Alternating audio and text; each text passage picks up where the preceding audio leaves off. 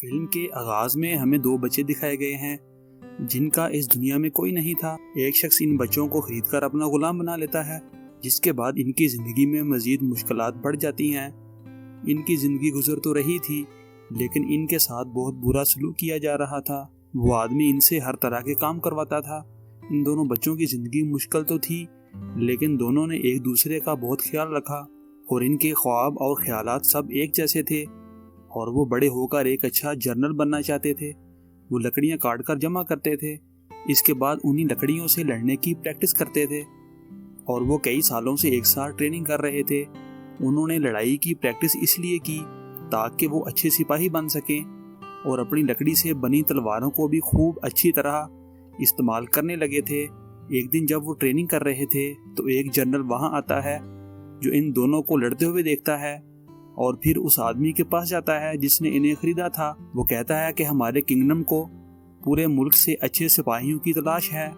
मैं इन दो लड़कों में से एक को अपने साथ ले जाना चाहता हूँ, जिन्हें मैंने अभी एक दूसरे के साथ लड़ते देखा था, ताकि वो इसके साथ जाकर अच्छी तरह ट्रेनिंग कर सकें हमारे अच्छे और बेहतरीन सिपाहियों में शामिल होने के लिए। लेकिन ये बात सिर्फ एक शख्स के लिए थी। यहाँ पर जिसका नाम दी था वो बहुत खुश होता है और वो अपने दोस्त से कहता है कि तुम्हारे पास अपनी लड़ाई की महारत दिखाने का मौका है, तुम जाओ, मैं इनसे बहुत खुश हूँ। चलो, हम में से एक का ख्वाब तो पूरा होने जा रहा है। फिर उस रात वो दोनों आखिरी बार लड़ते हैं, क्योंकि आज सुबह वो अलग होने वाले थे। ली अपने दोस्त से कहता है कि मैं ट्रेनिंग करूंगा और मैं एक अच्छा फाइटर बनकर तुम तक जरूर पहुंचूंगा, जिससे मेरा ख्वाब भी पूरा हो जाएगा। ली अपने दोस्त के जाने के बाद बहुत मेहनत करता है। अब वो पहाड़ों में भी जाकर अपनी ट्रेनिंग करता है और आहिस्ता आहिस्ता लड़ने में इतना माहिर हो जाता है कि वो अपनी लकड़ी की तलवार से पत्थर को भी तोड़ सकता था।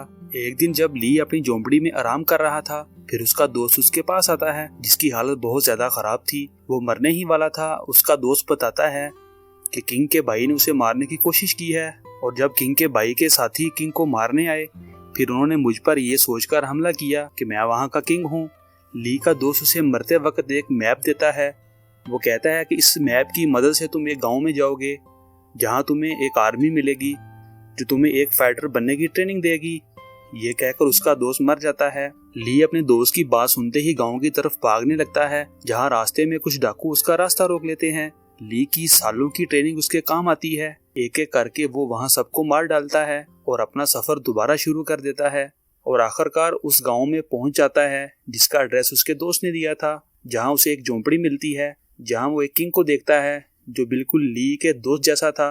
वो बादशाह को देखकर हैरान हो जाता है। अब यहाँ किंग उसे कहता है, आपके दोस्त को मेरे जनरल ने खरीदा था, क्योंकि किंग और उसका दोस्त बिल्कुल एक जैसे नजर आते थे और मेरा जनरल उन लोगों को धोखा देना चाहता था, मेरे खिलाफ मुझे कत्ल करने का प्लान बना रहे थे और इसीलिए मेरे जनरल ने आपके दोस्त को खरीदा ताकि वो वहाँ के लोगों को धोखे में रख सके। दूसरी तरफ वही लोग किंग के भाई के साथी वो ली के दोस्त की तलाश में उस शख्स तक पहुँच जाते हैं जिसने बचपन में ली और इसके दोस्त को अपना गुलाम बनाकर खरीद लिया था। उन्हें ये भी मालूम हो गया था कि जिसको उन्होंने मारा है वो किंग नहीं था, ये उसका हम शक्ल था। वहाँ ली को इस बात पर गुस्सा आ रहा था। उस किंग ने खुद को बचाने के लिए इसके दोस्त की कुर्बानी दी। फिर उनकी गुफ्तगू के दौरान वो कातिल आ जाता है जिसने ली के दोस्त को किंग समझकर मारा था और बादशाह को दोबारा मारने की कोशिश करता है। वो कातिल ली को उकसा रहा था कि इस किंग की वजह से तुम्हारे दोस्त की जान चली गई, तुम इसे मार दो, किंग ने तुम्हें धोखा दिया है। लेकिन ली उसकी बातों पर तवज्जो नहीं देता और कातिल पर हमला करता है,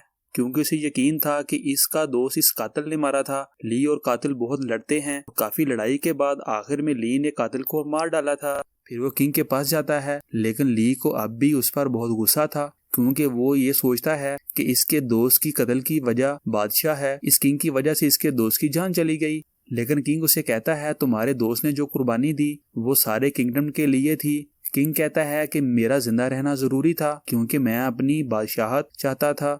मेरी बादशाही की ताकत मेरे भाई के पास ना जाए जो बहुत बुरा और जालिम इंसान है, और अगर ऐसा होता तो फिर सारा किंगडम तबाह हो जाता। किंग ली से कहता है, क्या तुम मुझे अच्छी आर्मी बनाने में मदद करोगे ताकि मैं अपने भाई को मार सकूं और तुम्हारे दोस्त की मौत का बदला ले सकूं। दूसरी तरफ हमें किंग का भाई दिखाया गया है जो बहुत गुस्से में था और इसी वजह से वो बहुत परेशान था वो अपने लोगों को हुक्म देता है उसके भाई को मारने के लिए मजीद आर्मी भेजें। जब किंग ली के साथ जंगल में था, फिर एक आदमी किंग पर जहरीली सुइयों से अटैक करता है, लेकिन ली भी उस आदमी पर अटैक करता है। वो इससे बहुत लड़ता है और उस आदमी को मार डालता है और उसे मारने के बाद वो जमीन पर गिर जाता है। ली बेहोश था क्योंकि उसे भी जहरीली सुई लग गई थी, लेकिन उसकी खुशकिस्मती थी कि किंग उसे बचा लेता है और जब तक उसकी सेहत ठीक ना हो जाए उसकी देखभाल करता है। एक दिन बहुत सारी आर्मी उनके पास आती है जिन्हें दोनों देखकर डर जाते हैं, लेकिन बाद में पता चलता है कि वो उसी जनरल के सिपाही थे जिसने ली के दोस्त को खरीदा था।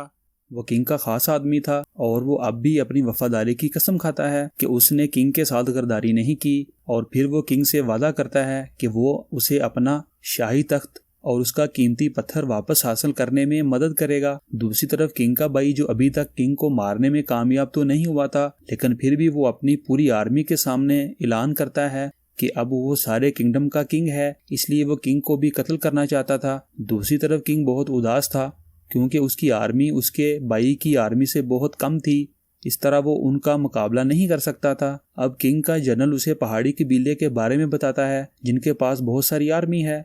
वो कहता है कि हम उनसे मदद ले सकते हैं। किंग भी जनरल की बात मान लेता है और राजी हो जाता है। ये सब एक खतरनाक रास्ते से पहाड़ी कबीले तक पहुंचते हैं जहां उनका इस्तकबाल वैसा नहीं होता जैसा उन्होंने सोचा था। पहाड़ी कबीले की फौज उन्हें पकड़ लेती है और उन्हें अपने लीडर के पास ले जाती है।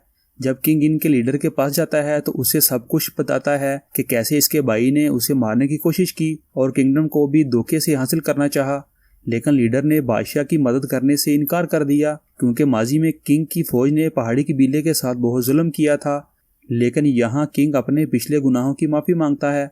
ये सब देखकर लीडर हेल्प करने पर राजी हो जाता है। जब वो अपना मास्क हटाकर देखता है, फिर हम देखते हैं ये लीडर एक लड़की थी और वो बादशाह से वादा करती है कि वो इनकी मदद जरूर करेगी, जिसके बाद वो प्लान करते हैं कि ली को किंग बनाकर भेजा जाएगा और खुद किंग मास्क पहनकर पहाड़ी कबीले की आर्मी में शामिल होता है। फिर जब वो किंग के भाई के महल में पहुंचते हैं, वहां पहाड़ी कबीले की सरदार इनके कमांडर से कहती है कि वो और उसकी आर्मी शाही आर्मी में शामिल होना चाहती है जो किंग के भाई की आर्मी थी। किंग के भाई का कमांडर बहुत खुश होता है और फिर वो सबको अपने किंगडम में आने की इजाजत देता है, जिसकी वजह से हर कोई किंग के भाई के महल में आता है। जिसके बाद वो वहाँ किंग के भाई की आर्मी पर अचानक से अटैक कर देते हैं। वहाँ किंग ली और जनरल को खुफिया रास्ते से जाने का कहता है और खुद शाही फौज पर अटैक कर देता है।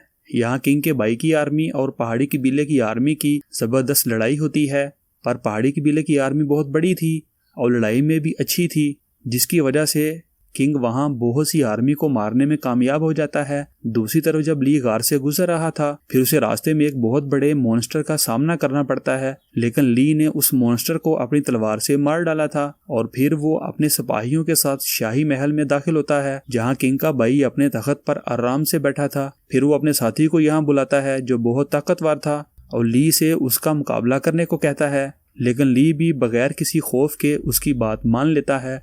दोनों के दरमियान बहुत अच्छी तलवारबाजी होती है क्योंकि दोनों लड़ने में माहिर थे। वो एक दूसरे पर बार बार अटैक कर रहे थे क्योंकि दोनों में लड़ने की ताकत बिल्कुल सेम थी और आखिरकार ली किंग के भाई के साथी को मार डालता है। किंग का भाई जो अपने साथी को मरते हुए देखता है, जो बहुत बहादुर था, उसकी मौत के बाद वो भी खौफजदा हो जाता है और महल से भागने की कोशिश करता है, लेकिन पहाड़ी कबीले की फौज ने उसे दरवाजे पर घेर लिया। अब किंग को अपने भाई को शिकस्त देने में देर नहीं लगती। किंग पहले ही हमले में अपने भाई को शिकस्त देता है। फिर एक जनरल वहां आता है जो उनकी पड़ोसी स्टेट का ताकतवर जर्नैल था। वो आकर किंग से पूछता है इस जंग की वजह क्या थी। किंग कहता है कि वो अपने भाई से अपना तख्त वापस लेना चाहता था ताकि वो उसका गलत इस्तेमाल ना कर सके।